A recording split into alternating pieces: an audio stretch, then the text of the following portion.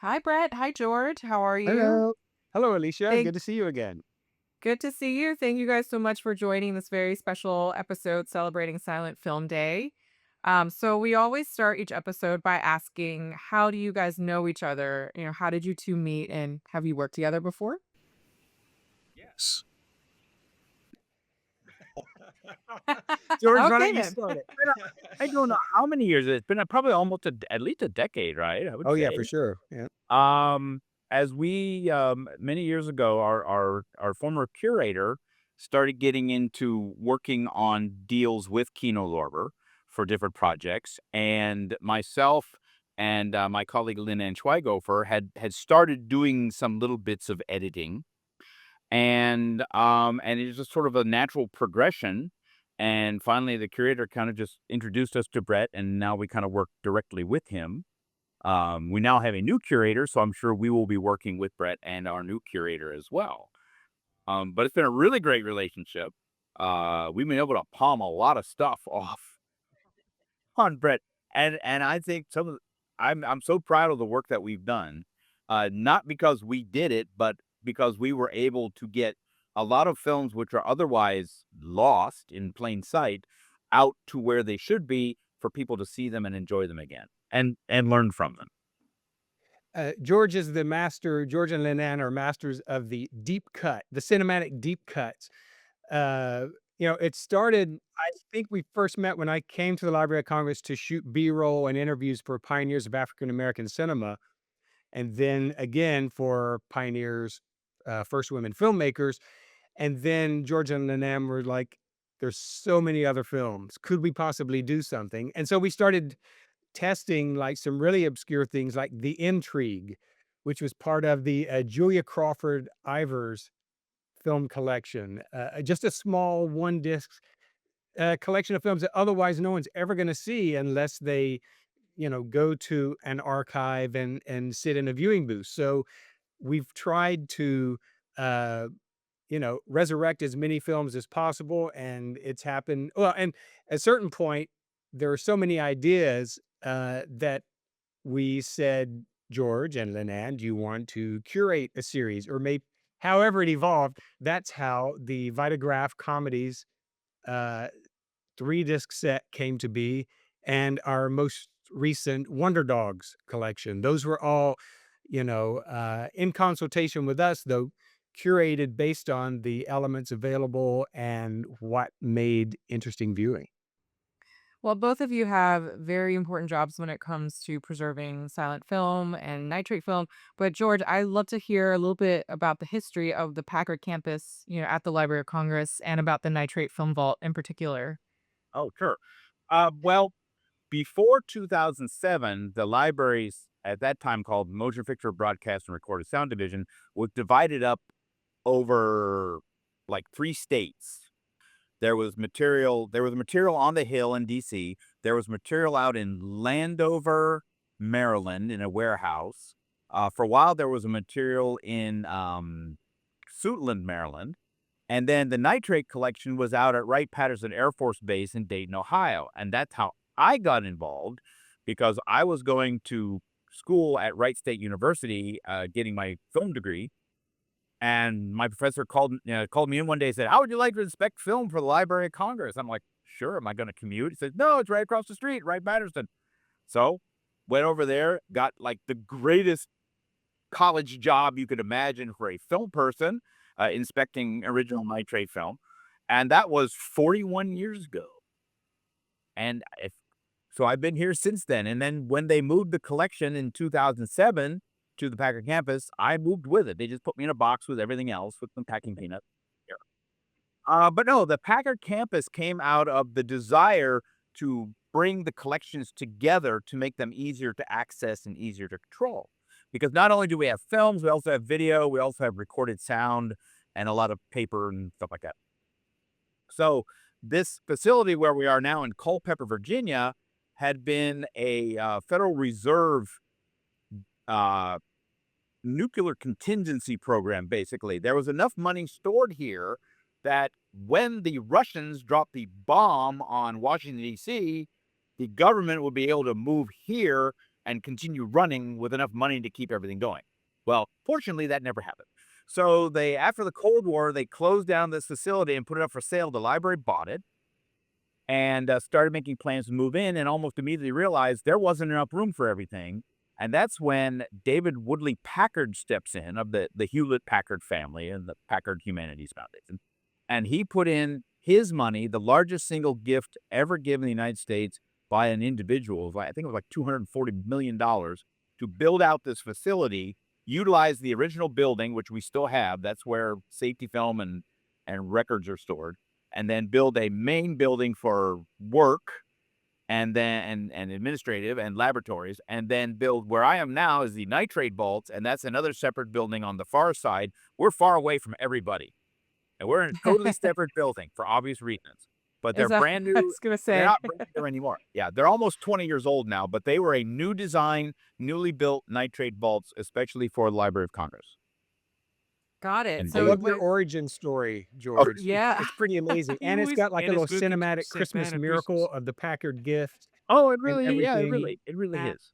and a beautiful theater there as well. Yes, we have a little theater Amazing. that looks like a little movie palace from the 30s. It's got chandeliers. We have a Wurlitzer pipe organ, which is actually digital, but sound exactly like a pipe organ. And we run movies every weekend, and they're free. So anyone out there who is anywhere nearby Culpeper, Virginia, we're in the vicinity of Charlottesville and that other town I can't remember the name right now. Uh, and we're 90 miles south of Washington D.C. Free movies right now, Thursday and Friday nights. It's always a great show. And well, I like right now we're working really hard to try to show as many original 35 millimeter prints as possible. And people can come here and see prints of films that you cannot see anywhere else. Last weekend we ran Butch Cassidy and the Sundance Kid. And then Wow, oh, unfortunately how Robert what you know. interesting Redford passed away timing. 2 days Yeah. later. Well, there is Yeah. this thing called the Packard campus curse, but I won't get into that. But the night before, You're never showing my work there. the night before, we showed Stranger on the Third Floor and The Florentine Dagger, which are two 30s, 40s films that we have the original negatives for. And we showed 35 millimeter prints that were made in our laboratory from the original negatives. And I had never seen either. They were spectacular. Wow. They were so good. I was just turning inside out. In fact, as soon as it was done, I got online and ordered the Warner Archive DVD of Stranger on the Third Floor. If you haven't seen it, see it. It's wild. It really is. It's considered the first true film noir. Anyways, I digress. Well, I like that you pointed out that you're very far away from everyone for obvious reasons, because what is so fascinating about nitrate film, I think, to everyone is how dangerous it is and how flammable. I mean, can you tell us just how truly flammable is it? And do you feel safe in that environment around all that nitrate film? This is your chance to bust that myth, George. Well, let me put it this way. I've worked with nitrate film pretty much every working day for the past 41 years. And if it was as dangerous as everybody believes it is, I would not be here talking to you with all the cans of film I've dropped over the years. Nitrate film is dangerous. It is. If you put a match to it, it's gone in a few moments. And that's mainly because of nitric acid. The nitrate film is basically cotton mixed with nitric acid, and it liquefies the cotton, and then they do some stabilizers, and then they roll it out into film, and then they put pictures on it to be fun. But the nitric acid gives off a gas as it ages, and this starts almost immediately after the film is made, and it's the gas that is flammable. It's not the film itself. What catches fire is the gas. It fumes like gasoline does. So yeah, you get it going. There are times we've had to do tests. We get a roll of film in. It says it's nitrate, but it's not marked. So to be sure, we'll cut off a little piece, a bleeder. Go down outside with. I have a kit. Actually, a testing kit, right here, and inside this kit is our special testing device. Box of matches. So we go. Actually, I now use official to Do you want to do a talk up demonstration? I Just wouldn't kidding. even consider it. To talk about one of our colleagues, I actually use I gotta do this, where is it? Nitrate picture show matches, to Nice. test, and yeah, we will know almost instantaneously whether it is nitrate or not. Very But to interesting. look at it, I mean, here's a little piece right here. This little piece of nitrate film, and you can see there's no image left on it. Mm. Wow. But the film itself, it's very Very tough. sturdy. That's the one reason nitrate lasted so long, is that it was strong enough to be able to take being shown over and over and over every day for weeks. Because at the time of nitrate, the theaters were still doing continuous shows, which meant, as they'd start the film in the first thing in the morning, and they wouldn't shut the projectors off until the place closed at night, and the show would just start over, and the films would run all day. So they had to be able to take the abuse of a projector running them over and over and over. Nitrate could do that. Safety film at the time could not. It was very fragile.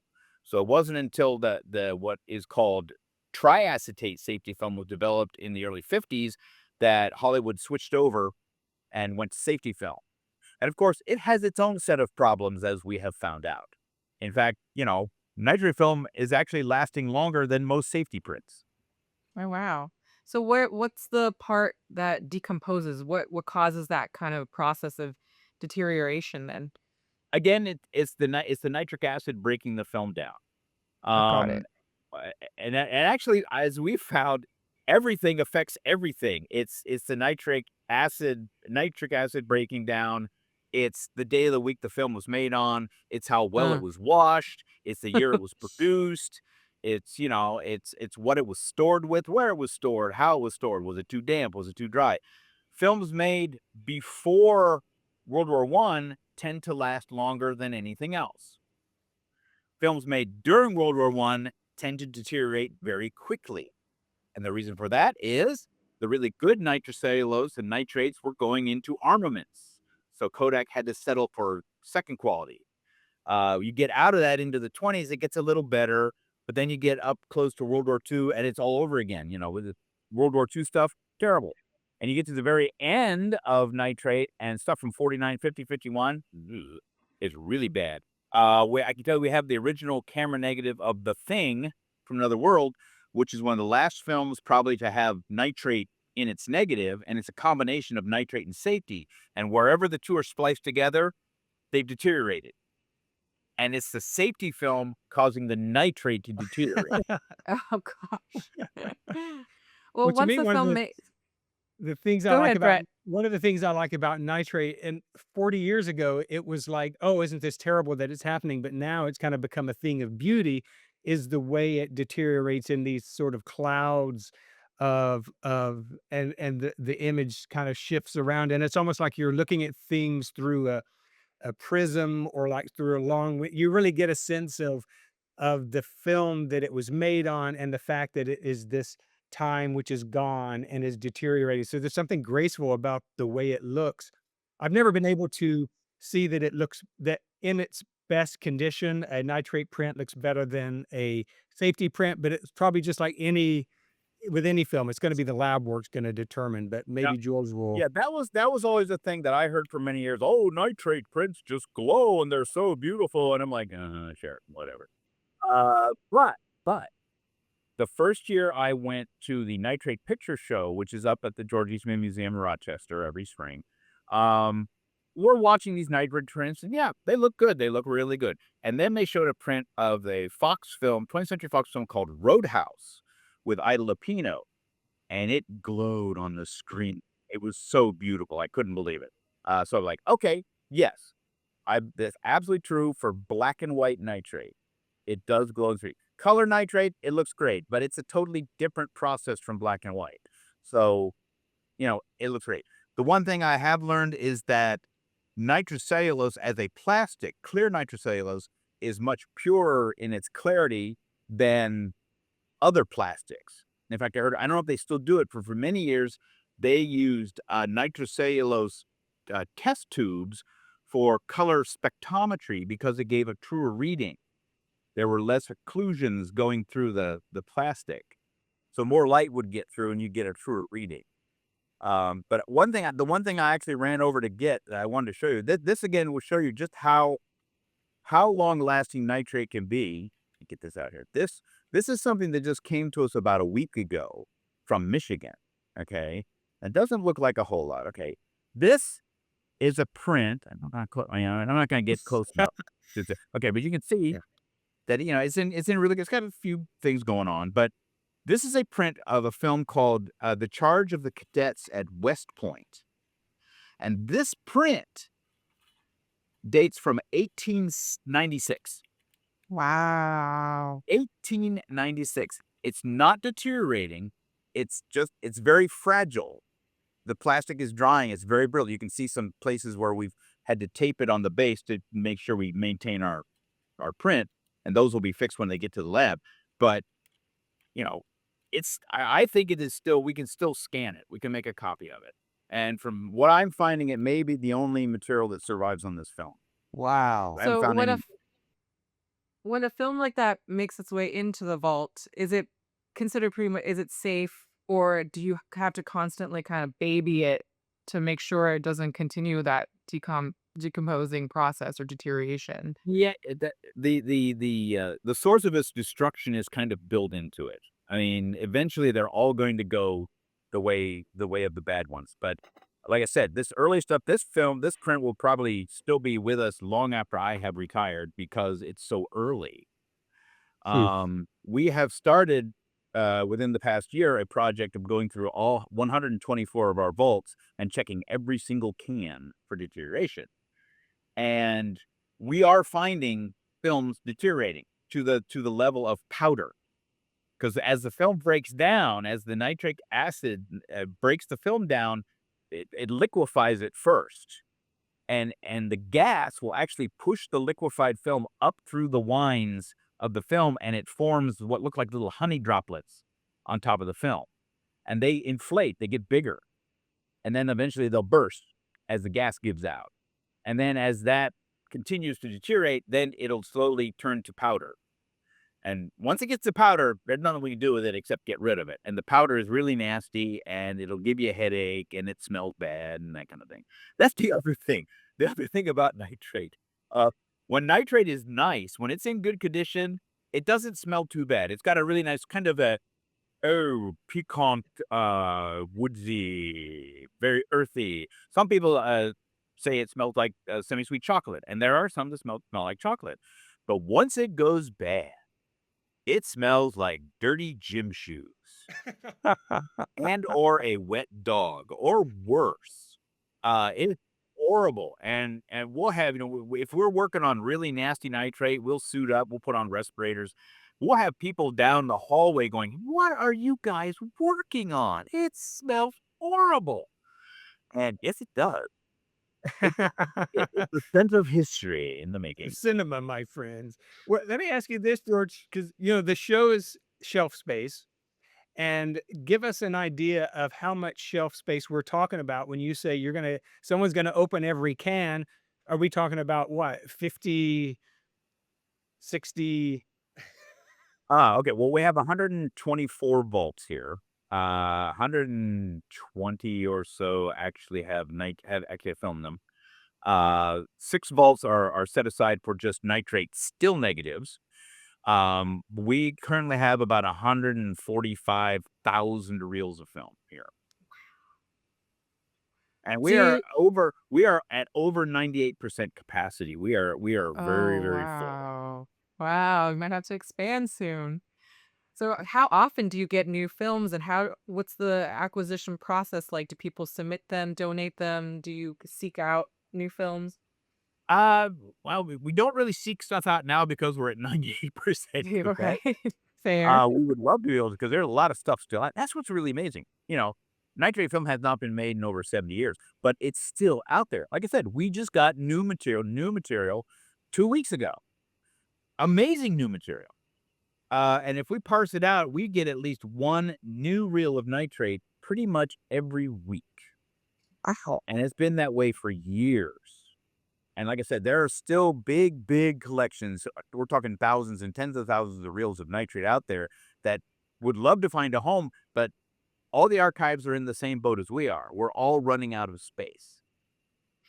Um, so, yeah, I've lost track of what your question was. So, Oh, And you just can't the just store it how they anywhere. make. It has to be, there's a I've having been to the facility, I know that it is a very high tech yes, uh, operation just in these rooms that are shelves full of right. Because of material. and it's all because of the flammability of it. The bolts are specially designed to contain a blast or a fire and to keep the fire from spreading to different vaults.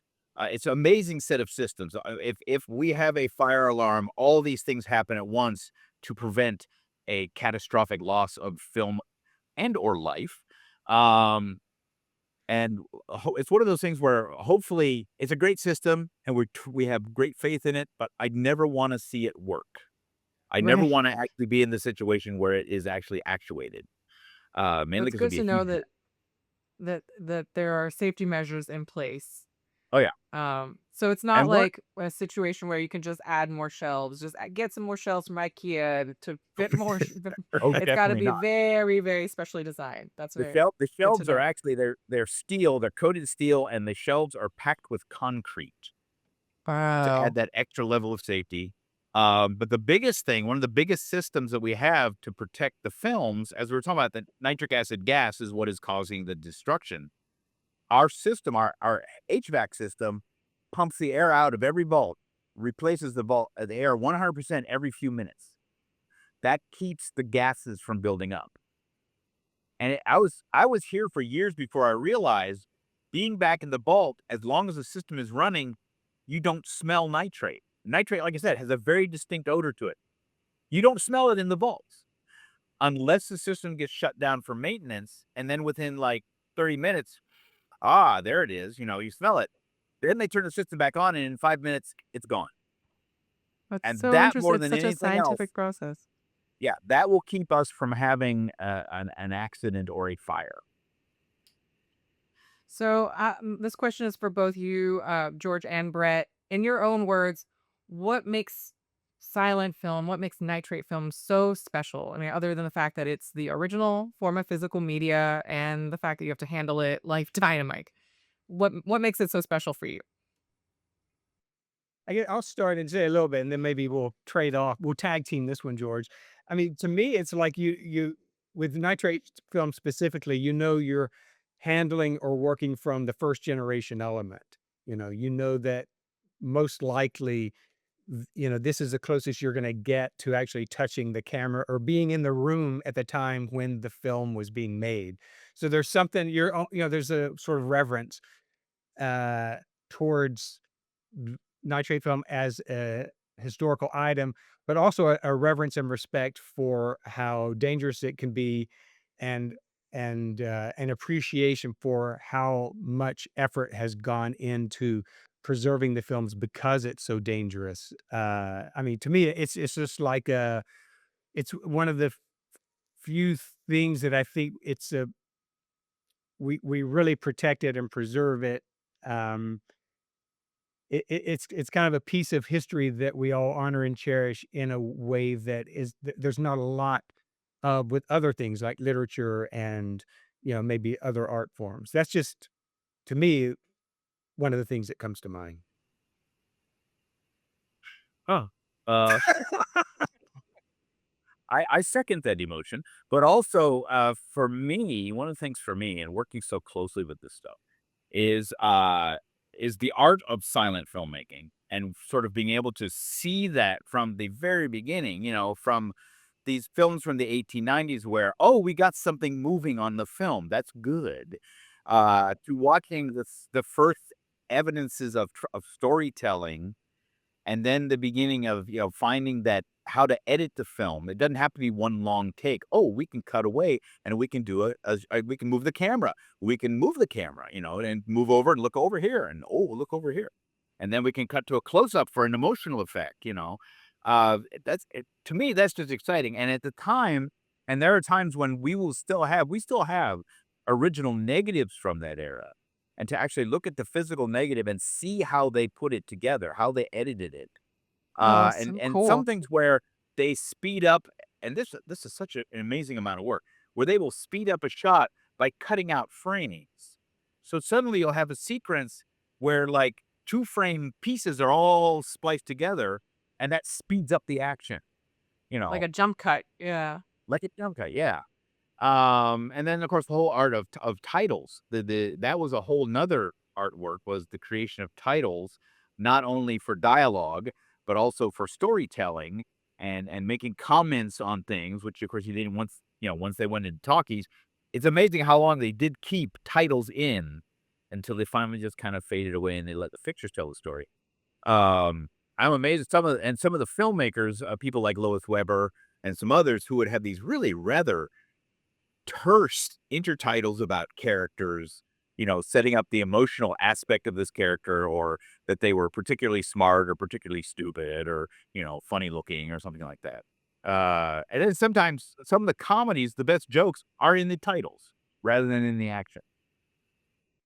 But I think that I agree with you that, like, silent cinema is when, the most artistic innovation and, just the mechanics of visual storytelling were made, and then, like, once you get to 1929, that got The forgotten breaks by a go lot of on. filmmakers. Some carried it on, but for the most part, they were like, "Well, we don't make movies that way anymore." So there's definitely a certain magic that comes with watching a silent film, especially those that tell their stories visually. And, even like someone who would become a great director, well, he was a great director the whole time, John Ford, his silent films and his early sound films have that silent movie style. And I like those, maybe more so than his more grandiose, you know, action oriented stories. Oh, yeah. So it's a sort of a different language almost. Yeah. Speaking of John Ford, I just recently became acquainted with his film Aerosmith,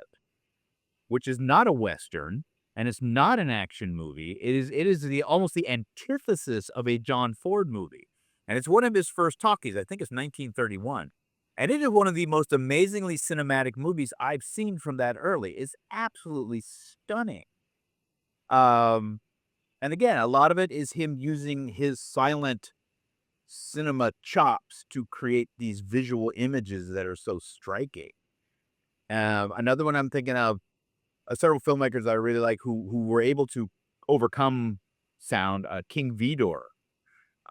If you see something like, well, go from The Crowd, which is like one of the greatest late silent films, and then a few years later he does Street Scene, which is almost all dialogue, but yet is incredibly cinematic because he wasn't going to let this technology hold him back. And he found ways to make it work and keep his powerful storytelling and visual aspect at the same time add dialogue to it. Henry King is another one. One of his films, which sadly I don't think there's any really good material on, Hell Harbor, is an amazing film. It was his first full talkie, and it is just it's first of all, it is pre-code to the nth degree. There's no likable characters in this film. And one of my favorites, Rondo Hatton, Oh, yeah. makes his first appearance in this film because he showed up on the set, sent there as a reporter by his newspaper. And he was already affected by the disease that enlarged his facial features. And Henry King saw him and said, "You've got to be in this movie." And plays a bouncer in a really crummy bar. And he doesn't have any lines, but man, does he stand out. I Are didn't know we some were of gonna get these a Rondo films Hatton origin story as well. That's pretty amazing. I didn't know that. are these films in the vault, or, can you actually talk about some of the more notable films in the vault? Oh, sure. Yes. One of the nicest things about our collection, one of the major things about the library's collection is we have, I believe, at least in the United States, the largest single collection of original studio negatives. So we pretty much have everything that survives from Columbia Pictures from the late 20s up to about 1950, 51. So we have So like Three all the Stooges, in other words. Yep, got all 3 Stooges. We have all their other comedy series. We have, like, the Buster Keaton shorts, the Charlie Chase shorts, the Vera Vague shorts, the Schilling and Lane shorts. Yeah. We have all their cartoons, the Crazy Cats and the Scrappies, Oh, wow. and what really surprised me, this is how late Nitrate goes. The early UPA cartoons, so like Gerald McBoing Boing was shot on nitrate. It Wow. doesn't seem, you look at it, it's very modern, doesn't seem like it should be a nitrate film, but we have the original negative, and it is. But we have Capra, the film, all the films Capra made for Columbia. We have Cover Girl, hundreds of westerns, many of which I'd never even heard of. Serials, lots of serials, huge collection. It's our largest single collection. But along with that, we also have all the surviving nitrate negatives from Warner Brothers.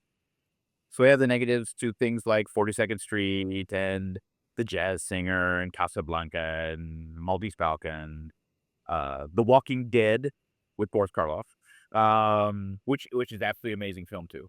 Uh, we also have all their shorts, and we have all the Merry Melodies cartoons. We don't have the Looney Tunes, Oh, but we have the wow. Merry Melodies. We also have all the Max Fleischer Popeye cartoons. They came in through a different deal because at one point the Warner Brothers Nitrate was owned by United Artists, and they also got the Popeye cartoon. Um, and then we also have RKO. RKO was the first big collection the library got. So we have everything, pretty much everything Nitrate that RKO had. It's not in very good shape because it had a really rough life going through different handlers that didn't really know how to take care of it. And by the time I got to the library, most of the RKO negatives were in pretty sad condition. But a lot of them are really still good. So we'll have things like Citizen Kane, all the Fred and Ginger films, Hunchback of Notre Dame, um, things like that. Well, if that before we go any further, and I just want to like put to rest the viewer questions right now. These films are all, covered by copyright and studio donor restrictions. Yes, we would love to put them all out on 4K UHD from the original nitrate sources, but there's a whole complicated path involved. But Oh yeah, yeah. it's exciting to know that these first generation elements are Now, there. All these and there's these two being other done. major collections, and one I can't tell you anything due to restrictions. I can't tell you what we have, but I can tell you that we have a good portion of Universal Pictures negatives. If you think of some of the classic monster films, we have some of those negatives here. We also have the negatives of the Walt Disney Company. Wow. So when you see Wow. those ads that say "From the Disney Vaults," right back Wow. So you It's guys have a behind that lot wall. of stuff. now. But beyond that, and this is something that if people come and they are like really serious film nuts, cineasts, we'll take them. Yes, we will take them back and show them this. We won't bring it out. We'll take them back into the cold and show them. We have the original camera negative of the Great Train Robbery, made in 1903.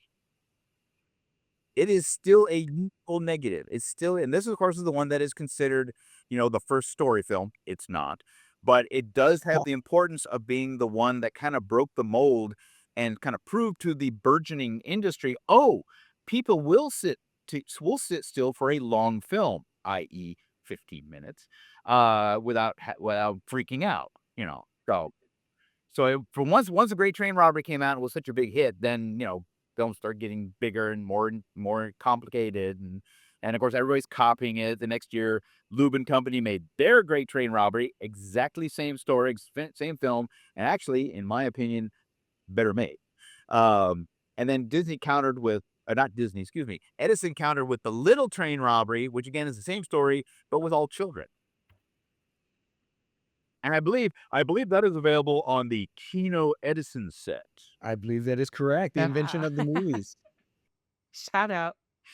Well, actually, can you guys talk us through the process itself of restoring these films of, everything from reconstructing a film with missing parts to releasing it on digital formats or modern formats like streaming digital or 4K, like you mentioned, Brett, or Blu-ray, like what's that process like?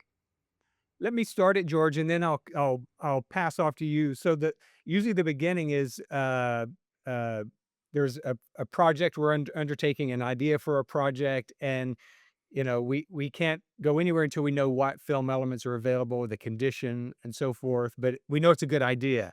So a lot of times we will go to George or someone at the Library of Congress and sort of not fish, but just say like, well, what do you think about that? What else might you have? And so that's when George consults with Linan and others at the archive, and then I will hand off the conversation for George to, talk about how we then cultivate it or flesh it out. Well, I'd give you a really good example. One of the recent sets we did. Where is that? I just had it here. Yes, this one. Okay, well, there we go. Wonder Dogs. Wonder Dogs. Uh, there's a film. One of the leading films on Wonder Dogs is a Tom Mix film called T. And it's a film that was made by Fox, so it's kind of a big deal. Tom Mix was one of their biggest stars, and so we had this print, the only existing material on the film Teeth that we are aware of. We haven't found anything anywhere else, and it came to us from the Czechoslovakian film archive, and so it was a print with all Czech intertitles, nothing in English, and it was missing a reel. So our job was twofold. One was to retranslate the titles back into English, and the second was make up what was missing in that one reel.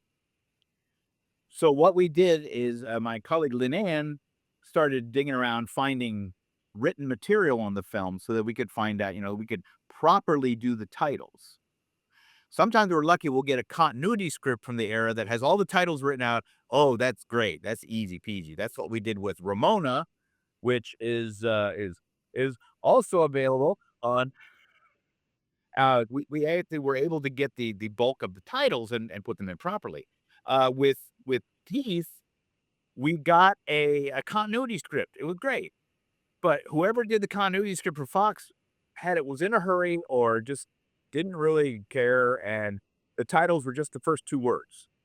He said he did. It was. So we're like, okay, well, we can get the first two words right.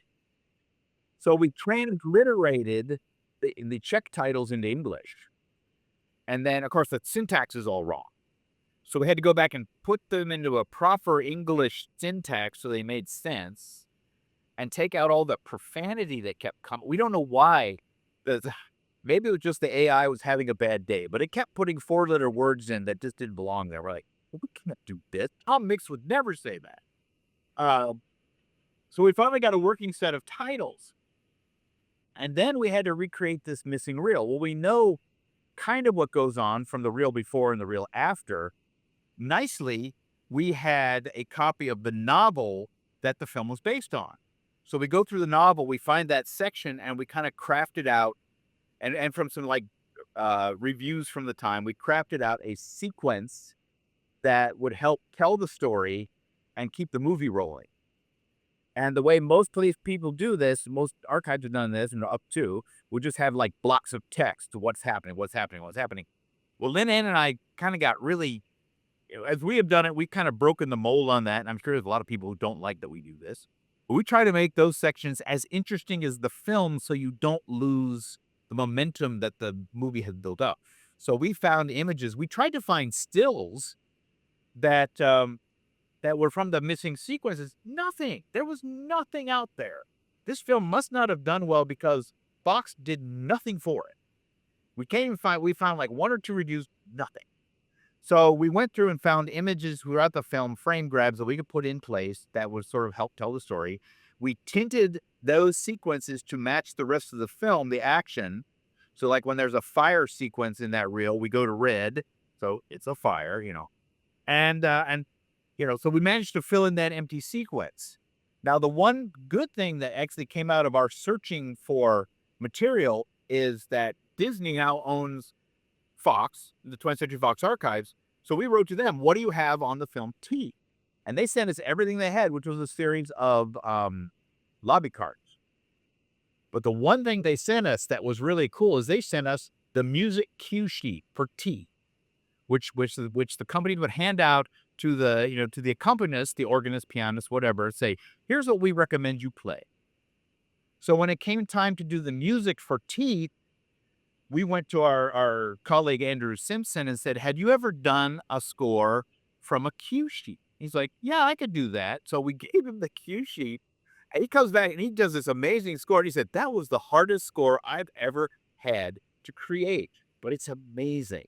So in this case, people get to see Teeth not only put back together as it was as close to we can get, meant to be seen, but now you get the music that went with it as well.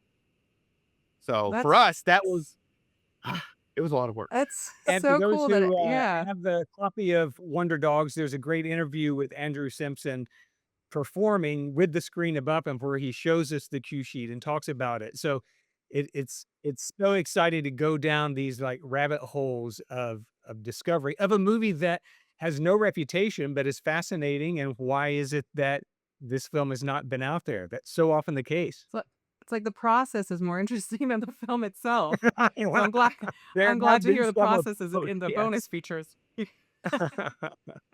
There are a couple films that we put a lot of work into, and when we get done, we're like, oh. There's at least we were talking about one this morning that's on the Women Filmmakers set, The Song of Love. Oh yeah, yeah. Oh, it's personal The opinion. one that's It, Frances Marion, right? oh, yes, that's the one Yeah. Frances Marion partially directed until a light fell on her. But it's terrible movie. We worked so hard on that one too. Oh They well, can't all be winners. Oh no. well. I'm thinking Uh, Brett, did you want to add anything about the process of sort of restoring a silent film Well, I think, for something like you 4K? there's also elements of, then what to include on the final release, especially if it's a compilation like this. So, we sort through, figure out how many discs we're gonna create, how much material to put on each disc, and then how much, with the Wonder Dog series, we just wanted to max out, as much running time as we could. But, that then requires the commissioning of music for these, the designing of the packaging, the commissioning commentary tracks and things like that. It's there's so once the film is restored and ready to go, then there's still the whole marketing side and presentation style. So we try to you know keep the let the sort of the thrill of rediscovery and restoration be a part of how we present it so that we like films that are missing well, we don't like films that are missing a reel. We don't mind films that are missing a reel because it lets us know that this is a film that you would not be seeing ordinarily. This would be considered unreleasable. But this crowd, viewers of Shelf Space, will be okay if a film is missing a reel or has nitrate damage, or that the intertitles are not the original intertitles, but a lot of effort was made to get us as close as we could. It's there's a certain amount of craftsmanship that goes into all of this. and one of the biggest things, and this is something that Kino gets to do, we deliver all our files at 24 frames per second. But so many of the films on these sets did not run at 24. They ran at 20, 22, 18. So one of the things Lynn and I will also do is watch each film and then start slowing it down until, watching how certain things move. And a lot of it's like how dresses ruffle, how trees are blowing in the wind. Try to find something that get it to where it looks natural. Now with comedies, we might accelerate it a bit because they were shown that way, and it's funnier. Um, and in some cases, it's good to make it shorter. But but yeah, and that's another big thing because for so many years, growing up, seeing silent films as a kid on television, I thought, yeah, they look terrible, but that's the way it was. They didn't know what they were doing, so that's the way it was. And everybody runs around too fast. Well, that's the way it was. No, the truth is, Turns no, out. Yeah. not at all. You get a 1911 film made from an original negative, it'll hurt your brain because you're not used to seeing it like that. You're not used to seeing the beauty of the shadows. They've been doing restorations of Georges Méliès films, and some Mm. of them we have original Méliès negatives. And to see an 8K scan from an original Méliès negative, Wow. where you can Yeah. see the grain in the floorboards of the studio, it's just so bizarre. But that Yeah, there's happens. actually a debate online now about, how restored should these films be? How maybe we don't want to see them in 8K, 4K. We don't want to see them that crisp. We want to see all the imperfections. It should be kind of, how it was originally. So there's this debate now. What do you guys think of that? It's hard to resist wanting to see it with absolute clarity, even if you know that no eyes could ever see a movie of the quality of the camera negative. It would always have to go to a print. So that there would always be at least one level of not degradation, but you'd be one generation One away from the generation. original. At But now least, that probably, digitally you go to the original, it yeah, like we're seeing things that audiences of 1924, 1940, whenever could not see things that clearly. crisply. So, I mean, yeah, again, the technology is there, but as we have seen with a lot of AI, it's not always a good thing. I'm hearing about I will not watch it, but, someone has done an AI version of, London After Midnight. No, I'm gonna be a curmudgeon in this case. I'm not gonna watch it. Not gonna watch it. Yeah, there are films I would love to see, lost films I would love to see something from, but I'm not gonna go to that point. No, because that's, this London After Midnight, that's not Todd Browning's film. That film is gone, probably. So I don't wanna see someone else's, simulacrum, whatever that word is, of what they think it should be like. But we are, starting to release films on 4K UHD. We will have The Cat and the Canary in October. So as materials emerge that are of good enough quality, and of course that requires them to be of a certain commercial popularity. We can't release Teeth on 4K UHD, no matter how proud of it we are. I'm sorry, George. Who cares? So we're always finding that balance. We're always juggling, and we don't want to just do the Metropolises, the Generals, the Cat and the Canaries of the world. We want to do the things which otherwise will not ever be seen. And that's kind of the fun of our collections is we can give you the cornerstone films or what the primary reason people are buying the package, but then we can blow their minds with things which I never knew this film existed. I never knew this person existed. So we always hope that there's a little bit of discovery. It's never just, oh, I've replaced my old disc with a new disc. It looks sharper. Well, there are other things to discover, whether it's bonus content or the way it's been restored or what we're packaging it with. Because we want to make this interesting for us, and it's feeding our sort of cinemaphilia the way it is, hopefully feeding the audiences as well. Yeah, because, there's the big titles, like Brad said, there's Metropolis and The General and that kind of thing. But one of the biggest groups of films we have back here are these little one-week features, 5 reelers, ground out weekly. They were thrown in the theaters, they were shown for a while, and they were gone. But they still survive because they weren't part of the studio system. So these little distributors, some guy in Charlottesville, Virginia, would buy a copy of this film, and it would be his. And so he would just keep it, and he'd trot it around different counties showing it, and then he'd hand it off. He'd put it in his basement, and it's still there to this day, like the films we got a couple weeks ago. The guy we got it from, with the amazing name, wonderful name of William Delisle Frisbee, Mm. showed his films throughout Michigan and Ohio in the early days, and they were his, so he kept them, and they were in the family until about 2 weeks ago when his grandchildren came and gave them to the Library of Congress, and now we're going to hopefully make them available because there is a Lost Melees film in that collection Mm. featuring a robot from Nice. 1897. But okay, I'm totally getting off the track here, but, there's a But it sounds company. like a new project is cultivating, but it's gonna take some marketing geniuses for us to make forgotten films you've never heard of that, Yeah. you know, 3 I disc think that collect. sells itself, honestly, Well, there were some in my opinion. studios that specialized in these little town films. There's a company called Ray Art Pictures, and we have about 90 Ray Art features, Wow. and the couple that I've seen are great. They're real barn burners, no pun intended. Uh, they're things like, they're westerns, and there's a lot of films about trains. There's one that we restored that is a festival favorite called the Dixie Flyer, and it's about a train adventure and a possible train wreck, and it's It's beautiful, and it's less than an hour, and it's got people in it you've never heard of. But it's so much fun. But it's not gonna get the kind of buildup that something by King Vidor or Didi Griffiths is gonna be. I can't even tell you who directed it.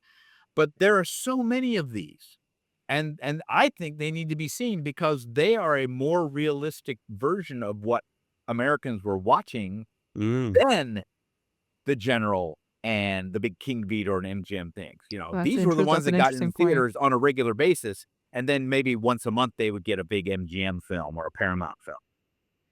I read somewhere that you have even like the "Let's Go to the Lobby" interstitials, in the vaults. I think it would be fun to do a whole compilation set on Oh, yeah. just We those, thought all the about that more different than once.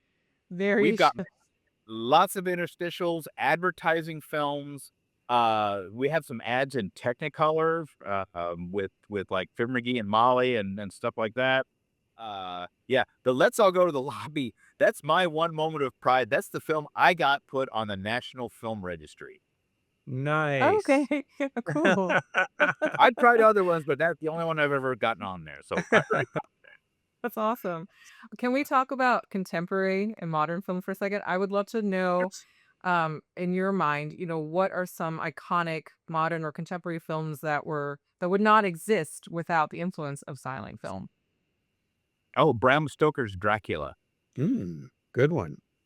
Every moment of that Definitely. film, and even Coppola has said that Nosferatu. he deliberately went back and the effects were done in camera whenever they could in the style of silent Yeah. films. The cinema of Guy Madden, whom I Oh, yeah. love, and who just Yes. like you can tell just adores the texture, the shimmer of Yep, silent film, so that The his career has just been decomposition. yep. recreating that magic with splices. With splices even, yeah. Well, of course, the obvious one is like the one that won the Academy Award that I can't remember the name right now. The artist, yeah, yeah. Artist, yes. Oh, But there's right, also yes. a European one with Blancanieves, which is sort of a telling of Snow White uh, as a bullfighter, as a female bullfighter, and Huh. the seven Which dwarfs are little bullfighters. You haven't seen Blancanieves? Oh my gosh, it's really it's silent. I'm putting it on the list, George. It is a completely silent film. It's absolutely brilliant. And yeah, it's full of, it's done as a silent film with titles and everything, but with a modern skew on things. So Interesting. And Tim Burton, of course, is a big one that he was very influenced by Cabinet of Dr. yeah. Caligari. So yeah, I feel like the list goes on and on. Yeah, and Actually, yeah, speaking, oh, it's go ahead. amazing how much influence Nosferatu has had, not just with the recent remake, speaking of all this, but that is a movie that just continues to chug away theatrically because a whole generation of musicians and composers have fallen in love with it and looked at it not as a blank canvas, but as a perfect canvas on which to create something new. So, um, Which yeah, always Yeah, it's a good amazes one. me if you read the story about that it should not even exist. Legally, it yes. should not exist, but yet it does. And it looks really good now. I'm so impressed at the work that has been done on that one. But I think that's where silent movies are doing well for Kino Lorber, notably right now, is in theaters. Because I thought that was never gonna come back, but it's gaining traction, and there are, various people who have their followings who are using film as a way to, you know, uh, uh, you know, Oh, yeah. perform music outside their usual boxes. Yeah, So, a couple of uh our good friends here. In fact, Ben Modell is one of the oh, yeah. major proponents of silent film, an accompanist. He's going to be here this week, accompanying Josef von Sternberg's Underground. Andrew Simpson has a huge. You look him up. He's doing stuff like almost every week. He'll be down here. I think next month we're showing the restoration of Beaugest. It just goes on, and then there are lots of people and young people too. I have a friend who is a amazing accompanist named Brett Miller. He's not out of college yet, and he's just I can't believe how it makes me feel good that there are people that young who are interested in these ancient films and bringing them back to life. Yeah, So, unexpectedly, silent film is actually a much more immersive experience when you watch Mm. it in the theaters than you would expect, you know. We actually had Gary Lucas on the show a few months ago. He's also a composer who does live performances to silent film. Yeah, and I So think it's because the silent films, it tells a story in a different way. It doesn't tell you as much. You watch and you observe and you interpret. And so, you know, the music's always a vital part of that. yeah, absolutely. We have time for one more question. I think it would be fun to end on, this is for both of you. What are your top 3 favorite silent films of all time? Or alternatively, what is your holy grail film? You know, something that maybe is considered lost that you would do anything to rediscover. I say it every time. My favorite silent film is Sunrise. Mm. Murnau's Sunrise. It is the ultimate silent film. It is, to me, the perfect example of what a silent film could be. And of course, it is right there in that crossover between sound and silent. My second favorite one is Intolerance, the D.W. Griffith film, just because it's so audacious for the time it was made to make a 3-hour film with 4 interwoven stories. It's insane. Um, Third one would be whatever I've watched most recently. There's so many of them, but if there Do was you one, watch a lot of silent film for pleasure, or oh are you yeah, so focused on it at work that you go home and put on? put on SpongeBob. Uh, no, I actually I try to. It's hard, when you have an 11-year-old. It's hard to get him into it. Although I did get him to watch. What did we watch? It was some really. I couldn't believe he watched it. I can't remember. It was something I didn't think he would have any interest in. And he watched the whole thing. I know he watched DeMille's King of Kings with me one time, which just blew my mind. Wow. What was that other one? It was a film about Verdun, maybe. But the one that I would love to be found again is, again, also another Vernal film, Four Devils. Four Devils. I also wish they would find London After Midnight so that everyone would shut up about it. So tired of hearing about that. Anyways. Well, I guess my favorites are probably Todd Browning's The Unknown.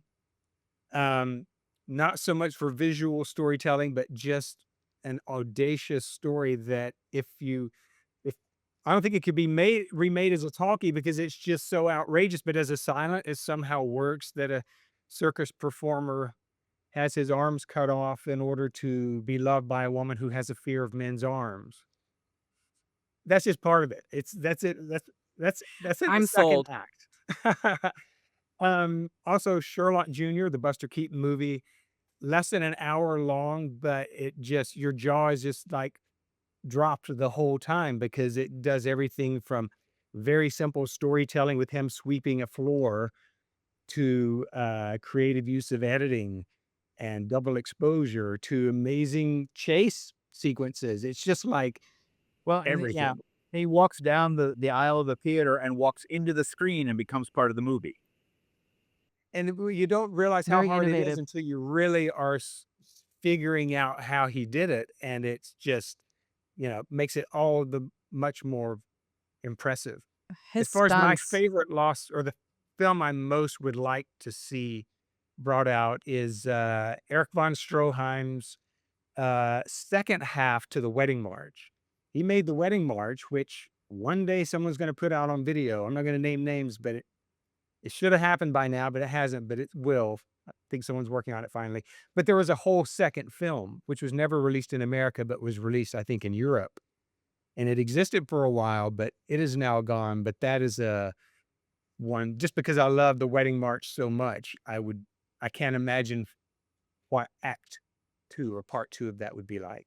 And, because you want to go with something pretty obscure. So that's Well, mine. and yeah, and he's one of those directors that I like to say his worst film is better than some directors' best films. I like that. Well, we're just about at time. So Alicia, I what is just your want to favorite say, silent film? I this is gonna expose my lack of knowledge. I feel like I just learned more about silent film in the last hour than No wrong my whole answers. Come life. on now. Well, I guess I would have to say Nosferatu. just 'cause it's Yeah. classic. And again, I need to watch more, like a lot more. Like, my knowledge is just pales in comparison to you guys. But yeah, I still haven't seen The Cabinet, Dr. Caligari, which is one movie that we have We're on the gonna Kino edit this Film part out. Collection. You're gonna watch it, then we're gonna edit this part out. We're gonna edit this part out, yes. It's a But good the thing if this beauty is not of live. Nosferatu is, the Murnau went on to make Sunrise, which is George's, like, pinnacle film, and it was really the Murnau films that influenced, John Ford in his late 20s, early 30s films, who went on to become, like, one of our, iconic American directors, who then influences Akira Kurosawa, and you know what I mean? So it's like sometimes there's, like, a film or a filmmaker that just has such an influence that they influence the masters, and the masters influence other masters, and it's this boulder of creativity just keeps rolling. So it's nice to go back to, where it began. What's the Murnau film it's about the devil and the angel? Oh, And Faust. House. Yeah. Faust. Yeah. That might Woo. actually be my favorite. Oh, Just excellent how they choice. created the small, the big demon over the small town, the And perspectives. I thought that was amazing. from what I have read, if I'm not mistaken, the smoke in that scene was burning nitrate film. Get There out. you go. You put a big pile of Got nitrate to film in use the what you doorway have. of the studio. It's because nitrate film smokes like nobody's business. Also very dangerous smoke because it's full of nitric acid. But I can imagine that's probably another reason why Yannings was so uncomfortable and upset having to hang there for a whole week while they were doing that. But that's one of those apocryphal legends. I don't know if that's true, but I have read that somewhere. Look, it's coming from the That's mouth of very the interesting. nitrate film guy. It doesn't get any truer. So Well, thank you guys so much. Really appreciate having you on, George. Brett, thank you as always. We'll do the outro, the closing remarks and intertitles as well. So this is just me saying it to you personally. got it. But yeah, thank you so much. And we'll let you know once it's live. We'll send you the link and everything. And thank you for this great conversation. Oh, anytime. George, you're always a delight to listen to. Thank you. And Alicia, thank you for everything. I enjoy being on the show, and we'll do more. Indeed. Yes, absolutely. All All right. right, can we Have hang a up great now? rest of your day. Yeah. All right, thank you. Thank you. Bye.